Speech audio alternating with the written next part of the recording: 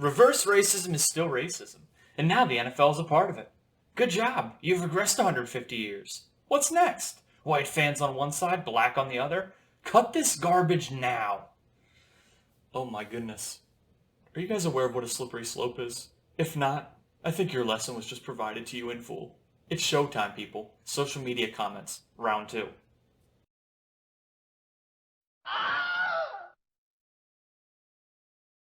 My apologies, ladies and gentlemen. I just got randomly teleported to a slalom run after reading that comment. Now, the slopes were a little bit slippery, and I think my times fared reasonably well. That being said, it has been never since I've went skiing, so I'll just give myself some grace and get back to practicing. Speaking of, do you guys remember whenever Jay-Z said, "So much coke that you could run the slalom"? That line is so hard that I really can't even articulate how hard it is. Anywho, let's go. It's me, the host and producer, Spring Productions, the channel that we affectionately refer to as Spring Productions, and the host and producer who, at birth, had a game of pin the nose on the human plate on his face, and let's just say, it went horribly. So, the topic of today's video, race, racism, police brutality within the sphere of sports. Athletes today using their platforms to shed light on injustice and the ensuing comments that follow. This one is a doozy, and it's going to be snappy, and we're going to get through a decent amount of comments. Let me stop yapping. It's showtime. Our next commenter provides a common sentiment that you will find on comment sections related to professional sports players trying to shed light on social issues. And let's just say it is very tired at this point, very sleep-inducing. Just bring back the game. Enough politics. I choose not to watch that part of the game. Enough is enough. Yeah, sorry person, but sports and politics have been intertwined forever, so let's get with the program. None of that's going to change just because of your not-so-formal decree, so I think it might be time to suck it up. So I think this comment was on an article about probably NFL players kneeling for the national anthem at the beginning of the season. This commenter decides to go full non sequitur and talk about quite the issue that is actually an issue in the NFL, but I have a decent response for it. How many NFL players have domestic violence charges against them? Yeah, so the commenter does an effective job at reframing the conversation by bringing up a topic that has literally nothing to do with the article at hand. I want to make this unequivocal, though. Domestic violence is an issue that the NFL has to reckon with. I think the last decade has fully evinced that and manifested that in front of our faces with the Ray Rice incident, Greg Hardy, a number of cases. But let me make this so clear. My contention is not with the person bringing up domestic violence. I want to say this, not even maybe to refute them, but just to add some more perspective. If you brought up the numbers on law enforcement and domestic violence to this person, I would bet my soul that they will play peekaboo with you without doing the peeking or the booing. They'll hide themselves because they don't want to remain principled and consistent on the issue, which just makes them look dishonest. And that would be my main problem with the person who made that comment. Our next commenter has an idea for the NFL organizations about who they should put on their helmets. And it's hurtful. It speaks to an issue that we will dive a little bit deeper into after I read it for you. How about putting a black hero on the back of your helmet, like Martin Luther King? What's someone people can look up to, not criminals? Is it just me? Earlier today, I was watching a video, and I was reminded of the Riverside Church speech that King gave in '67, his opposition to the Vietnam War speech. And it's so entertaining looking back on that speech and attempting to connect it to today's reality, especially whenever King's name is invoked by well-meaning white people who want to attempt to abscond themselves of racism.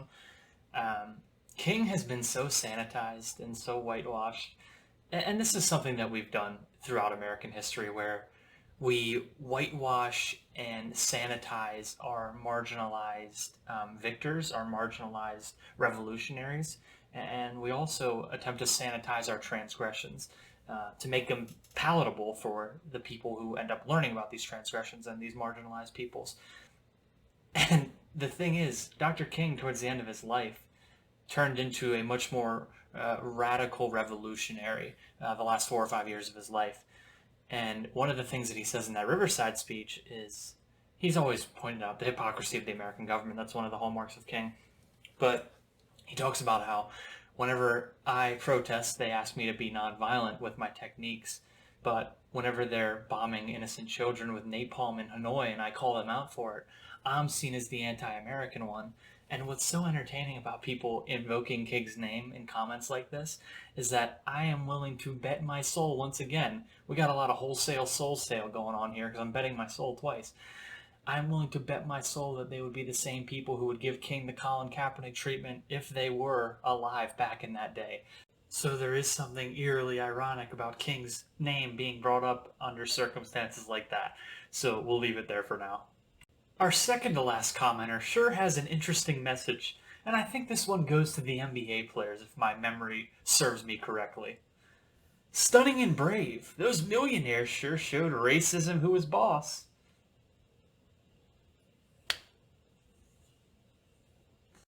Can somebody please, and I'm begging, I'm pleading with you to please tell me what them being millionaires has to do with this? Please! I can't seem to figure it out, ladies and genomes. Please help me. I mean, I guess if the guy's trying to say that because they're in a higher tax bracket or wealth status, and they're mainly doing symbolic gestures, that is a problem, or what? But then again, that argument would fall flat on its face anyway, because many, if not all of these folks, are using their material advantage, aka their wealth, to materially benefit the lives of people who are of lower wealth and lower status in American society. So let's just take this away from that comment. It does not make sense. You know, we have one more comment, and this one is a message to the kneelers of the NFL. And let me just say to you guys that I was afraid for this person's health when I first read this comment, and I'll just open it up with that. So let's get into it. I mean, I wonder if the NFL realizes that quote-unquote smart people see that the organization is absolutely biased and pushing a one-sided, misleading agenda. The same agenda that's been destroying the lives and making things worse for America. That's not freedom and equality at all. Sad to see yet another powerful platform abusing it with hypocrisy and deceit. Why couldn't you just show football instead of revealing your true intent? Sad you got so many good people representing and speaking for and being used by such an evil organization. If this wasn't true, you would be sticking to football. What on God's green earth just happened?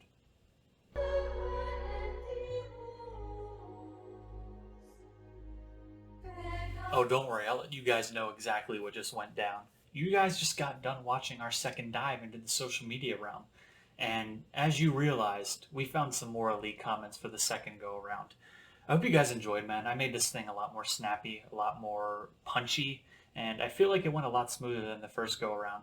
Plus, I'm getting a lot more comfortable in front of the camera, so I'm sure that helped as well. But if you guys are looking for more outrageous, considerate, but also informative social, cultural, and political commentary, feel free to subscribe, man, because I promise you, I'll be packing some of that in the near future. And as always, peace and love only, everybody.